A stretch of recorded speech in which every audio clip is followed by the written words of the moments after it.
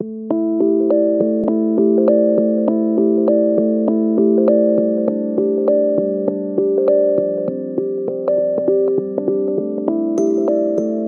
super excited to talk about these guys today. Organic Ocean, Steve Johansen in particular. Over the years I consider Steve a friend, and I think what he does is incredibly impressive. I see what Steve does with Organic Ocean just being all about bringing fish to us that we'd never get a chance to see. So the other day we thought, let's go out and get a good look at what Steve's day looks like in Spot Prawn season. I mean, this is a big season. This is their peak season, and it's a big deal. This isn't a static season. It's a changing, moving target. There's a daily quota, a daily measure of what's caught and how long the season's going to happen, based on how much is being brought in and what do they do to make sure it remains sustainable.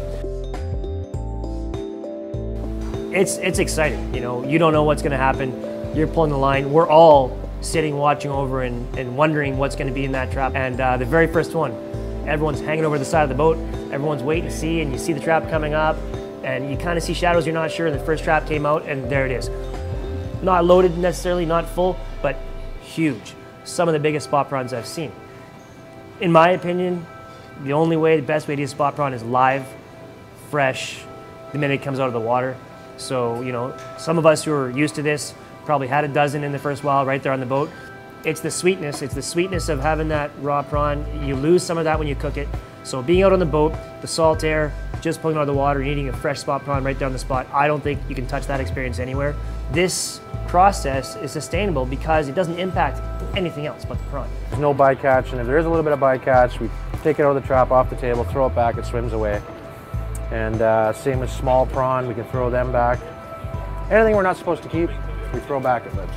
We come on another day and catch them when it's bigger. Even when we do cook them, we do our utmost to keep it really, really simple. My favorite way if I'm going to cook them is just quick poached, peel and eat, maybe a bit of butter, but we do everything we can to keep that prawn as true to nature as we can.